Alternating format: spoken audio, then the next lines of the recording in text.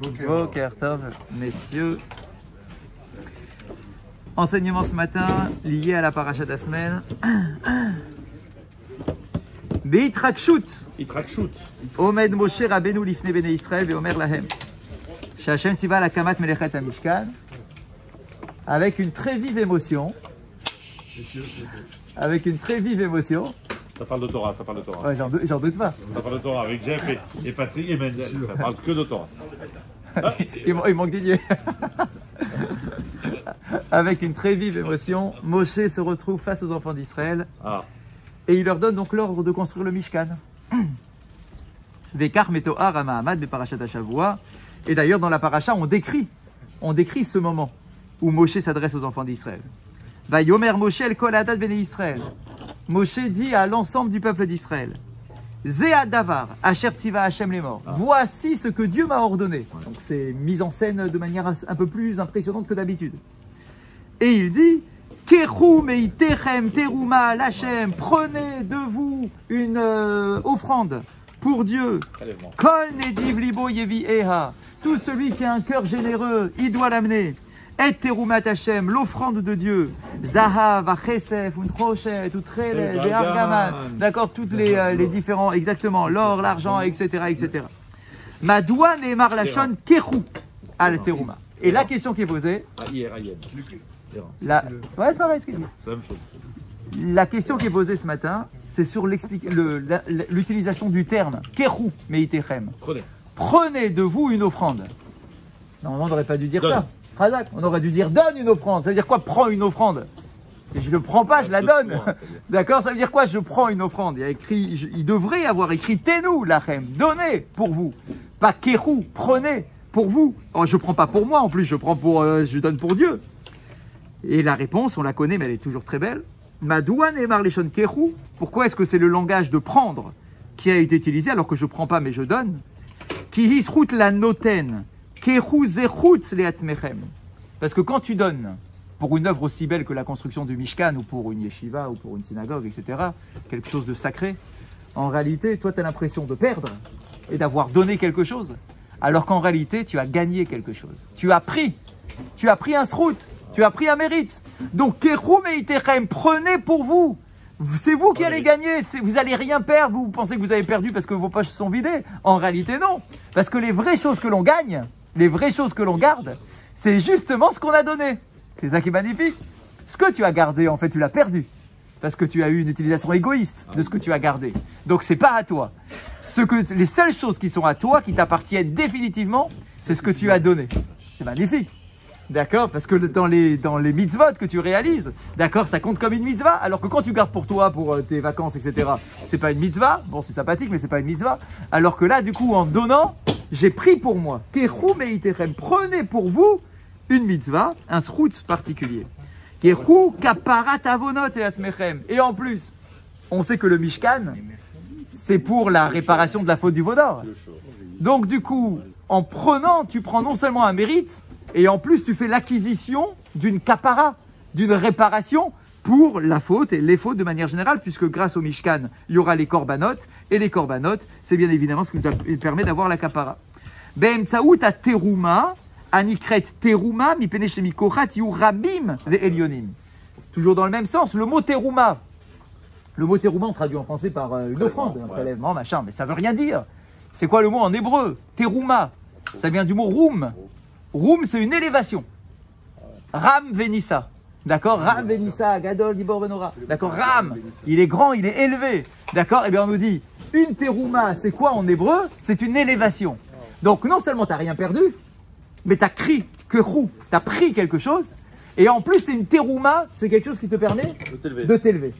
D'accord? Grâce à juste l'utilisation, la compréhension des mots qui sont utilisés, tu t'élèves d'un point de vue spirituel parce que justement, tu as partagé ce qui t'appartient pour une œuvre qui te dépasse. Moshe idgish être elko shel alev abindava, et Moshe rajoute l'importance du cœur dans cette histoire, puisqu'il est écrit kol nediv lev, tout celui qui a le cœur généreux. Mipene chez akol olech achar alev, parce qu'en réalité tout suit ton cœur. Si tu as donné une fortune, mais que ton cœur n'était pas avec l'argent que tu as donné, ça vaut rien, tu n'as rien pris du tout. n'as pas de prix mérite, tu t'es pas élevé. Au contraire, tu as donné quelque chose, mais tu ne voulais pas le donner, tu as été forcé, etc. Ça n'a aucun intérêt. Hakol olech achar halev.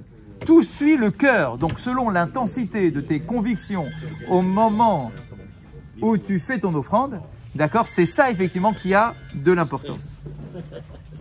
Moshe Khatam, et Moshe conclut en disant Yevi eha et terumat Hashem.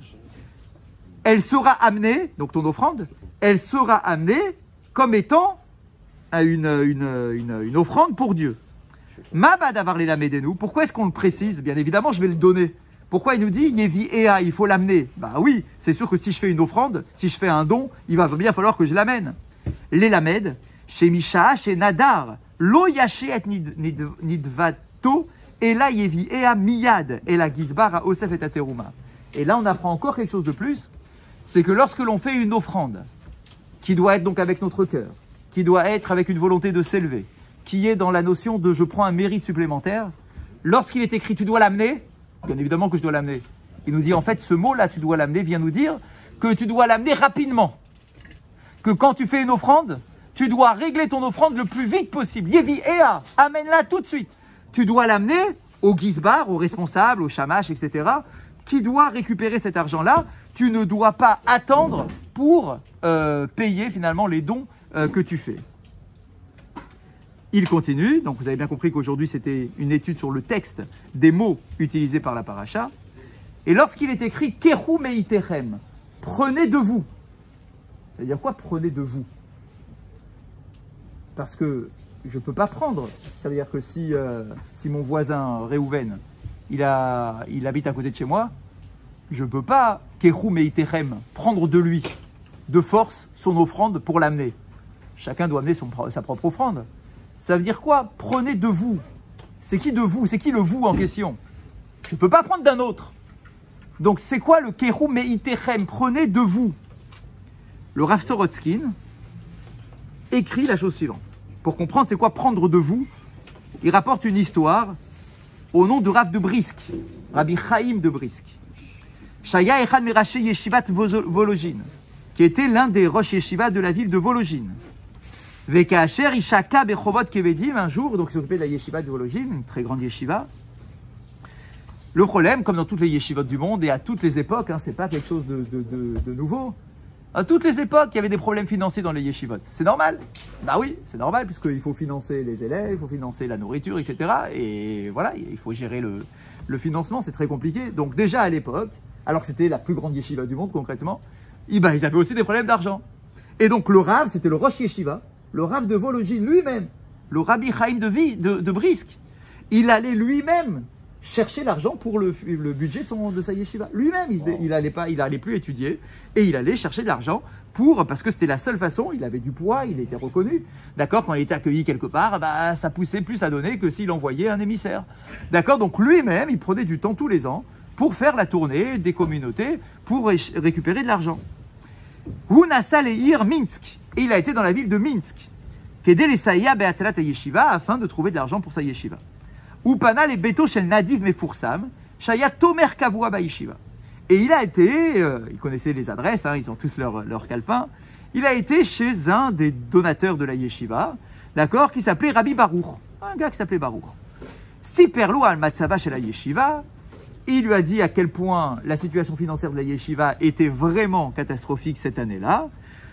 Venakav Bisroum Shaya Darush Kedel Yatsev et Matzava Kalkali, et il lui a dit, écoute, je sais que tu as les moyens, Baruch Hashem, on ne se cache pas les choses. Voilà combien on a besoin. Voilà, il faut qu'on finisse le truc, le budget. Voilà combien on a besoin. Je ne t'ai pas dit que tu dois tout donner, mais voilà ce qu'on a besoin. Bisroum Shayadarouch Kedel Yatsev et Matzava Kalkali, c'est cette somme-là dont on a besoin pour que la situation financière s'arrange.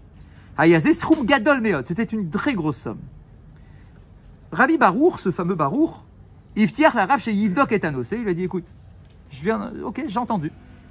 Laisse-moi étudier la situation, voir mes comptes à moi, voir ce que je peux faire autour de moi, j'ai des amis, etc. Je vais essayer de voir, ok, j'ai compris la demande, pas besoin d'en rajouter, je vais essayer de voir, d'étudier le sujet. Et Rabbi Chaim Chazar la Asot et Machetami Lahav, l'Ilmod. Et il a dit au Rav de Brisk, il dit écoute, tu vas pas toi frapper à toutes les portes de la communauté, je suis connu dans cette communauté, regarde, toi, assis-toi tranquillement à étudier, moi je m'occupe du reste. D'accord, je m'en occupe, je m'en charge. Et donc il s'est assis pour étudier comme à son habitude. Ou Yacha Bebeto chez le Rabbi Baruch Velamad, il est resté donc chez son ami, le Baruch en question, et il a étudié. Liachar Kamayamim, Shal Rabbi Chaim, et Amerach Imiesh Agdamud Benose chez Lishmo Igia. Quelques jours plus tard, il retourne voir son ami Rabbi Baruch et il lui dit, écoute, ça fait quelques jours maintenant que je suis là, est-ce que tu as réfléchi à la question? Tu m'as dit que tu allais réfléchir à la question, que tu allais analyser la situation, etc. Ça fait quelques jours maintenant, dis-moi, où est-ce que tu en es dans ta réflexion? Il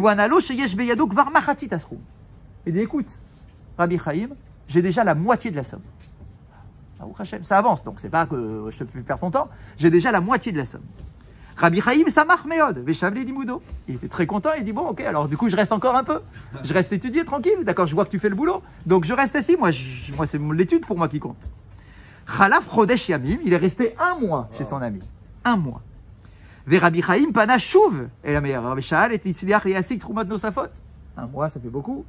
Il revient vers son ami, il dit, alors, ça avance pas, où est-ce qu'on en est? Il y a des freins, il y a quelque chose. Il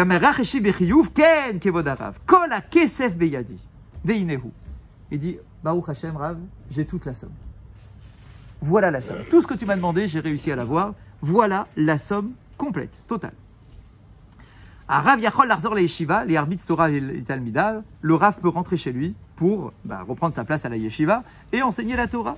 Samach Meod, Rabbi Chaim. Rabbi Chaim était très content. Nassa les Vologine, il est reparti à Vologine, ou paraître au Vota Yeshiva, et il a payé toutes les dettes de la Yeshiva. C'est parti pour une nouvelle année.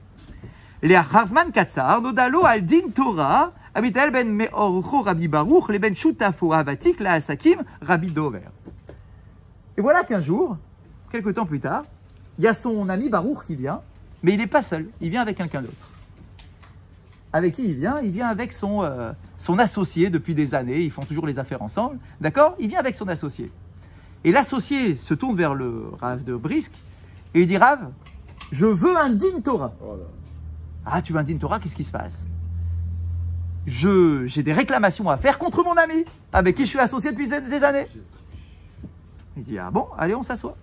On s'assoit, vas-y, dis-moi, Chazak. Et Chazak, alors il dit, je ne peux pas juger, mais bon, parle, tu veux parler, viens, on parle. Il dit, écoute, je me plains de mon ami, pourquoi? Parce que j'ai appris que tu avais des problèmes à la yeshiva d'argent. Il a tout donné tout seul, et il m'a rien demandé. Il ne m'a pas fait participer à la mitzvah de soutenir une yeshiva. Alors que je suis son associé et que j'ai autant d'argent que lui, Baruch Hashem. D'accord, je ne vois pas pourquoi il ne m'en a pas parlé. Il a gardé la mitzvah pour lui. Et donc, je me plains contre mon ami, etc. Bon, ok. Donc, c'est pas un vrai din Torah, on l'a compris. C'est plutôt, voilà, il a voulu montrer que lui aussi était prêt à donner. Peut-être que certainement le Rav a dit, bah, vas-y, donne comme j'imagine, un truc comme ça. Donc, bon, Baruch Hashem, voilà, ils sont discutés comme ça. Mais à la fin de l'histoire, le Rav de Brisk a été voir son ami Baruch. Il dit, moi, je comprends pas. De cette histoire, avec ton ami qui est venu, etc., dis-moi, est-ce que je dois comprendre que c'est toi qui as donné tout l'argent? Et que tu n'as pas demandé à ton ami, donc j'imagine que si tu n'as pas demandé à ton ami, avec qui tu travailles tous les jours, c'est que tu as demandé à personne en fait. Donc est-ce que j'ai bien compris? Est-ce que c'est toi qui as tout donné? Et Baruch il dit, bah oui, c'est moi qui ai tout donné. Et il dit, bon, merci beaucoup. Mais alors du coup, je comprends pas. Pourquoi tu m'as fait attendre un mois? Si de toute façon c'est toi qui as tout donné, et que tu n'as même pas demandé, donc si tu n'as pas demandé, c'est-à-dire que depuis le début, parce que si tu voulais demander, tu aurais demandé le premier jour. Si tu n'as pas demandé dès le début, c'est qu'en fait, tu n'avais pas l'intention de demander. C'est pas que tu t'es retrouvé et que tout le monde t'a dit non. C'est que tu n'avais pas l'intention de demander. Donc, tu as toujours voulu t'occuper de la somme en question. Tu as voulu prendre la mitzvah, c'est très bien. Mais du coup, pourquoi tu m'as fait attendre un mois? Pourquoi il a fallu, à la première fois que j'aille te dire, et tu m'as dit j'ai la moitié, et que tu as attendu que je revienne te dire pour dire, bon, allez, finalement, j'ai la deuxième moitié? Je comprends pas, tu m'as fait attendre pour rien. Enfin, c'est quoi le truc? Et il donne cette réponse. Kvod Arav. Enzekal aburikla leoshit et ayad la kiss ou lotis rumsko gadol. Il dit, il ne m'est pas facile, ni à moi, ni peut-être à personne, de mettre la main à la poche pour donner de l'argent. C'est dur de faire d'être tzedaka, une grosse somme. Il dit, c'est dur, c'est dur. Keshe beshalav arishon, nihalti ma'avak imatzmi, litrom machatit minasrum. Quand j'ai entendu la somme, ça m'a paru énorme. Je sais que j'ai les moyens, mais ça m'a paru quand même énorme. Et ça fait mal au cœur de perdre, entre guillemets, cette somme, cet argent. Alors, je me suis battu contre moi-même et j'ai été prêt à mettre la moitié de la somme. Ah. Mais c'était dur, j'ai eu mal, c'était dur, il a fallu que j'arrive à me convaincre, donner des bons arguments, etc. Je me suis, voilà, j'ai négocié avec moi-même. Exactement, j'ai négocié avec moi-même contre mon Yetzer Hara, ma volonté de garder mon argent, etc. J'ai négocié avec moi-même et j'ai donné la moitié.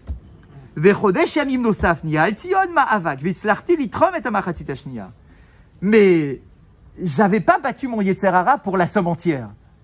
J'avais réussi à me convaincre sur la moitié de la somme. Mais je m'étais dit au début, bon, c'est tout, la deuxième moitié, j'irai voir ailleurs ou je sais pas. Et il a fallu encore que je prenne le temps sur moi pour négocier, pour donner la deuxième partie, et j'ai réussi à donner la deuxième partie. C'est pour Zé. Et donc, qu'est-ce qu'on apprend de cette histoire? Keru meiterem teruma, lorsque dans la paracha de la semaine, à propos des offrandes de la construction du Mishkan, il est écrit « Prends de toi ». Ça veut dire quoi, prends de toi? On a posé la question, c'est quoi prenez de vous? Prenez de vous, je ne vais pas prendre de mon voisin, donc en fait c'est prendre de moi. Ça veut dire quoi, prenez de vous? Ça veut dire qu'en fait, effectivement, quand tu fais une tzedaka ou quand tu offres quelque chose pour la construction du Mishkan, même si le projet est magnifique, etc., il faut que tu arrives à te convaincre pour prendre, exactement. Tu prends, tu fais un effort, tu arrives à te motiver, etc., pour prendre sur toi de donner kol nediv lev, sans en perdre son cœur lorsque tu donnes.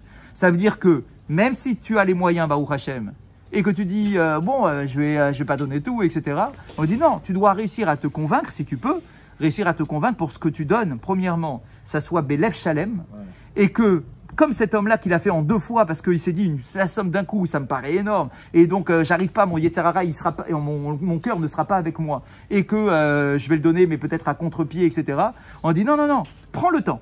Mais ce que tu prends, keru meiterem, tu dois le prendre de toi, c'est-à-dire avec la conviction que ce que tu fais, c'est bien évidemment avec le cœur entier que tu le fais.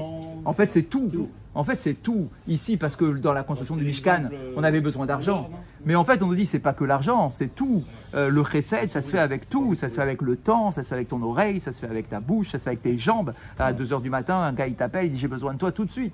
D'accord? Ça s'appelle aussi du chesed, etc. Donc, mais il faut le faire avec ton cœur. Si tu le fais en râlant, du coup, il va le sentir quand tu vas arriver à 2 h du matin et que tu lui fais la tête, etc.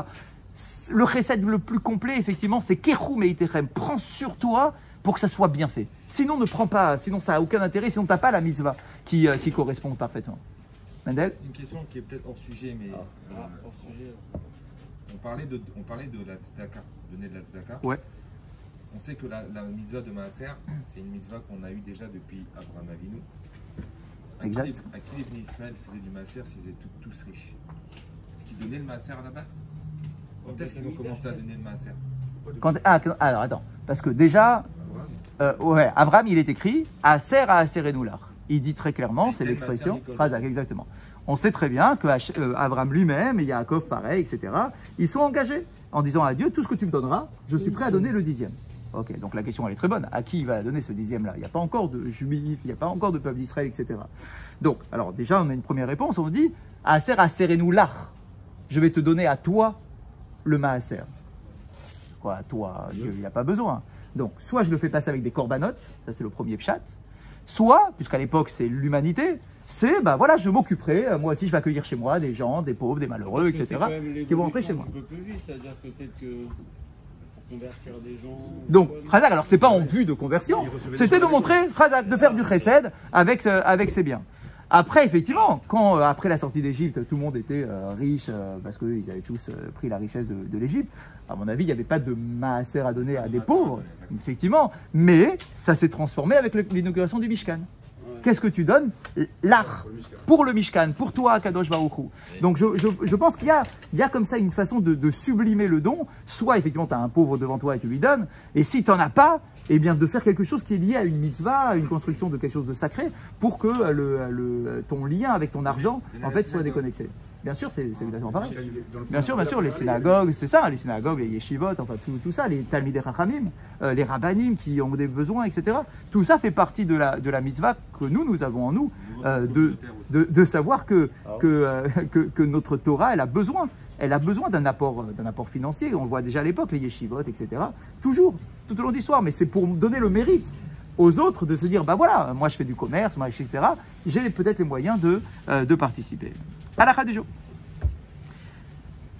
Si Dieu veut, à partir de lundi prochain, j'ai trouvé plus qu'un article, une étude complète sur les tonnes d'halachot, pour cette année en particulier, sur le Pessah qui tombe un samedi soir. Donc, Bezrat Hashem, à partir de lundi, on attaquera toutes ces halachot, point par point, pour qu'on ne rate pas quelque chose d'important. Parce que le dernier Pessah qui tombe comme cette année, ouais. Je crois qu'il date il y a 13 ans. À mon avis, il doit... Ouais, exactement, parce que je me rappelle, j'étais encore à Montpellier. Je venais de me marier, je crois, c'était il y a 15 ans. À mon avis, c'est quelque chose comme ça. Ouais, Parce que moi, je me rappelle, j'étais à Montpellier encore, donc ça fait déjà plus de 9 ans. 8 ans, d'accord, et c'était encore quelques années avant que je parte. Donc, Mistama, ça doit être dans quelque chose comme ça. Alors, mais on y arrivera si Dieu veut, à partir de la semaine prochaine, on attaque ça.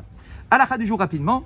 Chametz, kol shehu, sheitare bishar devarim, ben bimino, ben shelo bimino, initare bime a Pesach, areu oser et arovet, ben ba'achila ou ben be'ana.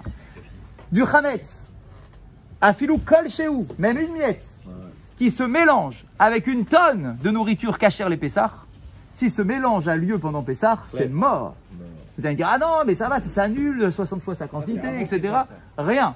Exactement. Ce principe-là d'annulation du chametz dans du kasher les Pessah, cette annulation marche quand c'est avant Pessah. Et à quel moment, mon Pessah? Avant Pessah, avant la nuit, avant le coucher du soleil. Le soir. Ça veut dire entre le moment... Chazak, exactement, tu as tout raison. Jusqu'au coucher du soleil. À partir du moment où il y a le coucher du soleil, le chametz, il devient la bête noire du peuple d'Israël. Et donc, il s'annule plus. Il s'annule plus jamais. Même dans 1000 fois sa quantité, un grain de chametz qui est tombé dedans, hop, ça va saboter toutes mes marmites, etc. Et donc, il nous dit, il nous dit, attends, mais pourquoi il y a une spécificité pour le chametz? Pour le porc, il se mélange avec ma dafina de Shabbat. On lui dit, il n'y a pas de souci, t'inquiète pas. S'il y a 60 fois plus de cachère que de non cachère, tout est cachère, vas-y, éclate-toi, etc. On dit quoi quand même, c'est pas quoi, le porc c'est plus grave que le chametz. D'accord, pareil, une goutte de lait, elle est tombée dans de la viande. D'accord, on dit quand même c'est super grave, le lait et la viande, c'est un des interdits les plus respectés, etc. On dit, bah tu sais quoi, c'est pas grave. S'il y a 60 fois plus de viande que de lait, il n'y a aucun souci, tu peux manger ton plat, etc. Même s'il y a du lait qui est tombé dedans. Pourquoi le chametz, il est quoi? Je comprends que c'est interdit, mais bon, c'est interdit comme le porc, c'est interdit comme la viande et comme tous les autres interdits. C'est quoi le truc, d'accord? Pourquoi le chametz, il est comme ça, la bête noire? Alors, il nous dit comme ça. Premièrement, c'est pas interdit par la Torah. Parce que d'après la Torah, le chametz, il s'annule dans les autres aliments, comme le porc s'annule dans les autres aliments, le lait s'annule dans les autres aliments. D'après la Torah, c'est toujours pareil. Quand il y a 60 fois plus, quand il n'y a plus de goût qui est distingué, d'accord, c'est bon, c'est cachère. Ah, du coup, c'est pas la Torah qui m'interdit cette histoire de ta'arovet, c'est les chachamim. Les chachamim, c'est eux qui ont un comportement de rigueur par rapport à ce mélange de chametz, qui vont nous dire, le chametz, même dans 1000 fois sa quantité, nous, chachamim, on te dit qu'il s'annule pas, et que du coup, tu peux pas ni le consommer, ni en tirer profit, etc. Et on nous dit... Il y a une question, est-ce que c'est pendant Pessah ou c'est avant Pessah? Pendant, j'ai bien dit pendant. Pendant Pessah. Pendant. Avant Pessah, ça s'annule, dans 60 fois sa quantité normalement. D'accord? Après, se posera une question, est-ce que quand Pessah arrive, est-ce que ce chametz va se réveiller?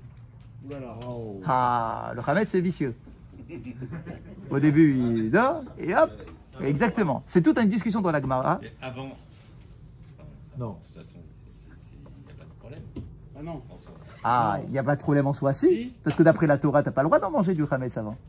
Oui, mais quand on parle d'avant, c'est ce qu'on a cuisiné avant Pessah. Bah, bien sûr. Pessah. D'après la Torah, tu n'as plus le droit de manger du chametz à partir de Chatzot, de la veille. Mais c'est pas encore Pessah. Ok, la question est de savoir, est-ce que le chametz se réveille avec Pessah? Tu vois ce que je veux dire? Pas à Chatzot, avec Pessah. Ok, c'est une grande discussion dans la halakha.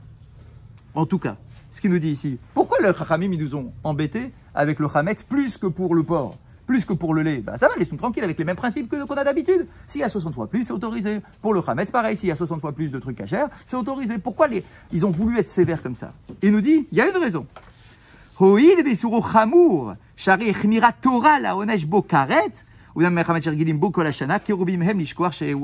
y a deux raisons. Ils sont donnés dans la halakha. Première raison, les chachamim n'ont fait qu'imiter ce que dit la Torah. La Torah elle-même est plus sévère à l'égard du chametz qu'à l'égard du porc. Parce que pour le porc, tu manges du porc. On n'a pas dit que t'es chayav karet. T'as une transgression, ok, c'est une transgression, mais c'est pas karet.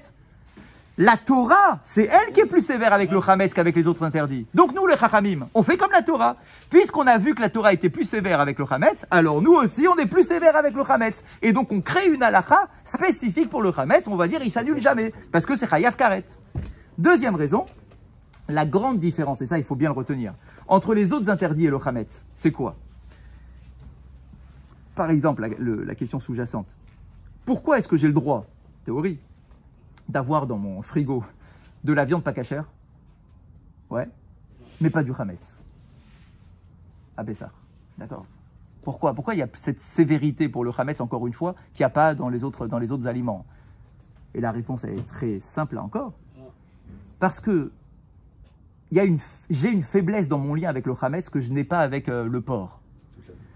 Le porc, toute l'année, c'est interdit. Donc, dans ma tête, le porc, je touche pas, j'en mange pas. Je sais que c'est tout le temps interdit. Le chametz, toute l'année, c'est autorisé, ce truc-là. Donc, mon lien avec le chametz est un lien naturel de consommation. Donc, puisque ce lien-là est un lien naturel, les chachamim sont venus en disant « Hop, attention, à Pessah, on est hyper sévère. Tu ne dois pas en faire du commerce, tu ne dois pas en garder, tu ne dois pas en posséder, etc. » On est beaucoup plus sévère parce que, justement, là où toi, tu as moins de sévérité parce que le chametz t'en mange toute l'année, d'accord? Et donc, du coup, c'est dur de se remettre une barrière quand c'est quelque chose qui est autorisé tout le temps. Donc, nous, les chachamim, on vient avec nos gros sabots et on te met plein d'interdits supplémentaires sur le chametz, justement pour t'éloigner au maximum de quelque chose dont tu es proche tout le reste de l'année. Chose qu'on n'a pas besoin de faire avec du porc ou avec des aliments non cachers carrément. Une barrière. Non, pas du tout. Ah non, c'est un lave. Il n'y a que le chametz. Ah bah le chametz. Il n'y a que le chametz. Ah bah c'est clair. Ouais. Dans les interdits alimentaires. Bien sûr, bien sûr. Et si tu trouves une miette de pain dans ton frigidaire? Quand? Pendant Pessah? Ouais. Ok, tu l'enlèves. Non, mais ça veut dire qu'il y a un travail que tu n'as pas fait. Ah bah forcément, oui. Forcément. Non, mais ça veut dire si tu trouves une baguette. Non, mais philosophiquement, ça veut dire qu'il y a un travail quelque part que tu n'as pas fait sur toi. Ribi Hanania. Allez,